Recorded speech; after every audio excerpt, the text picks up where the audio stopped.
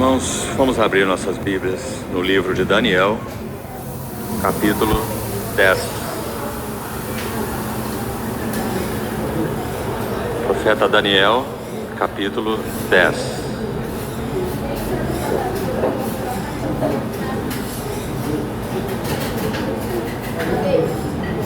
Vamos ler alguns versos nesse capítulo.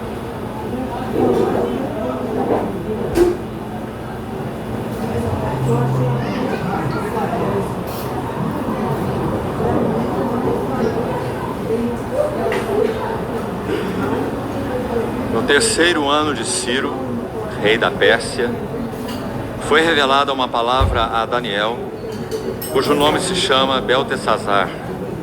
A palavra era verdadeira e envolvia grande conflito. Ele entendeu a palavra e teve a inteligência da visão.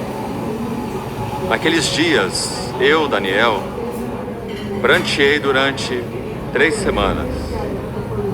Manjar desejável não comi, nem carne nem vinho entraram na minha boca, nem me untei com óleo algum, até que passaram as 3 semanas inteiras. No dia 24 do primeiro mês, estando eu à borda do grande rio Tigre, levantei os olhos e olhei, e eis um homem vestido de linho, cujos ombros estavam cingidos de ouro puro de Ufaz. O seu corpo era como berilo, o seu rosto como um relâmpago, os seus olhos como tochas de fogo, os seus braços e os seus pés brilhavam como bronze polido, e a voz das suas palavras como estrondo de muita gente. Só eu, Daniel, tive aquela visão. Os homens que estavam comigo nada viram. Não obstante, caiu sobre eles grande temor e fugiram e se esconderam. Fiquei, pois, eu só e contemplei esta grande visão, e não restou força em mim. O meu rosto mudou de cor e se desfigurou, e não retive força alguma. Contudo, ouvi a voz das suas palavras, e ouvindo-a, caí sem sentido, rosto em terra.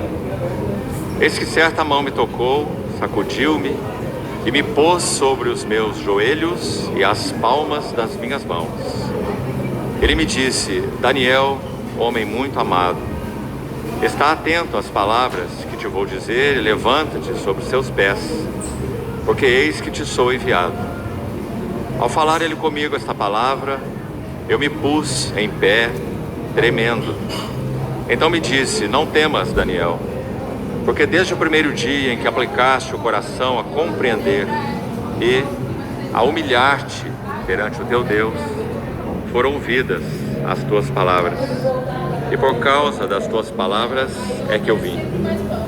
Mas o príncipe do reino da Pérsia me resistiu por 21 dias, porém Miguel, um dos primeiros príncipes, veio para ajudar-me, e eu obtive vitória sobre os reis da Pérsia. Agora vim para fazer-te entender o que há de suceder ao teu povo nos últimos dias, porque a visão se refere a dias ainda distantes. Ao falar ele comigo essas palavras, dirigiu o olhar para a terra e calei. E eis que como semelhança dos filhos dos homens, me tocou os lábios.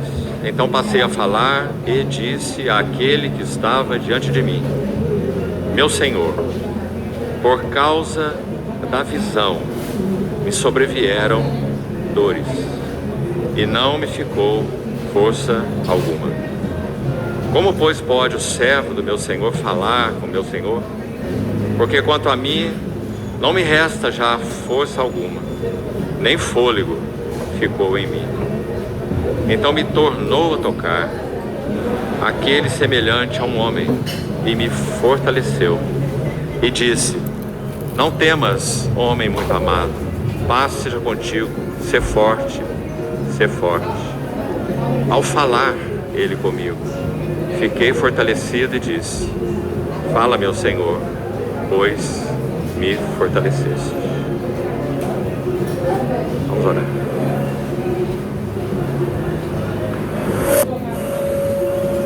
Amado Pai Celestial, mais uma vez somos tão agradecidos porque podemos abrir a Tua palavra nessa manhã, confiados na habilitação do Teu Santo Espírito, nos dando suporte para compreendermos a Tua palavra, iluminando os olhos do nosso entendimento, semeando Tua palavra viva em nossos corações e guardando-nos para que nada do que seja Teu se perca nesta manhã. Por isso, abre os nossos olhos, te pedimos.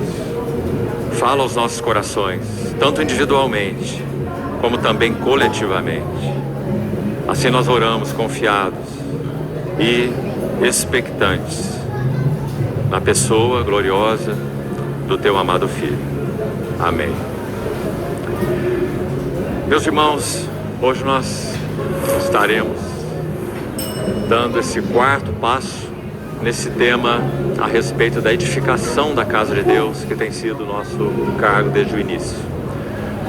Nós vamos ver até onde pudermos nessa manhã alguns aspectos vitais à edificação da casa de Deus. Vamos lembrar da pergunta que foi feita em Isaías, no seu capítulo 66, uma vez mais. Se o céu é o meu trono e a terra é o estrado dos meus pés, que casa, e a ideia então é que tipo de casa, que qualidade de casa, que material terá essa casa, que casa me edificareis, e qual é o lugar de meu descanso ou de meu repouso? E temos visto que esse, sem dúvida, é um tema central nas Escrituras. Quando falamos ontem sobre aquelas duas linhas mestras de revelação bíblica, dois fios de prata, como chamamos, filiação e sacerdócio, nós vemos que os dois têm uma relação direta com esse assunto da casa de Deus. Filiação e sacerdócio. O Filho de Deus é o sacerdote de Deus. Tu és meu filho, eu hoje te gerei, tu és sacerdote para sempre, segundo a ordem de Melquisedeque. E quanto à casa de Deus, esses dois aspectos são centrais nesse assunto da casa de Deus. Por quê? Porque a casa de Deus é constituída dos filhos de Deus, e a casa de Deus é constituída do reino sacerdotal de Deus, aqueles que Ele chamou. Citamos o texto de Pedro que diz que nós, como pedras vivas, somos edificados casa espiritual para sermos sacerdócio santo, para oferecermos sacrifícios espirituais agradáveis a Deus por meio de Jesus. Quais são esses sacrifícios espirituais? Todos os serviços que, movidos pelo Espírito Santo, nós somos habilitados para realizar nessa esfera da casa de Deus. Todos os serviços são sacrifícios espirituais agradáveis a Deus por meio de Jesus Cristo. Para completar essa ideia e não deixar lacunas, todo esse serviço que podemos oferecer, habilitados pelo Espírito Santo, porque nós somos sacerdócio santo. Sacerdócio e serviço são duas palavras intercambiáveis. Sacerdócio e serviço, ou ministério, ou diaconia, se você quiser. Agora, o que está por trás desse serviço espiritual agradável a Deus? Esse aqui também seria um tema para nosso estudo durante toda essa manhã. Romanos 12, 1 e 2. O cerne do nosso serviço agradável a Deus, o cerne do nosso serviço sacerdotal, como um reino de sacerdote que somos, é apresentar os nossos corpos como um sacrifício. Veja aí de novo o serviço sacerdotal: oferecer sacrifícios, um sacrifício vivo, santo, posto à parte e agradável a Deus, que é o nosso, poderíamos colocar aquela terminação daquele versículo de outra maneira, é o nosso serviço espiritual. Embora a palavra usada lá seja lógicos, a ideia é que é o nosso serviço mais racional, é o que de mais sábio, é o que de mais racional podemos fazer, é oferecer os nossos corpos como um sacrifício sobre o altar. Já sabemos o que isso significa: entrega, rendição total, absoluta, postos no altar, para que então, segundo o pano de fundo de Paulo, que conhecia tudo sobre o background do Velho Testamento, então é claro que ele tem em mente, quando escreve Romanos 12, aquele sacrifício sobre o altar. E o que acontecia ali é que então o sacerdote toma a sua adaga,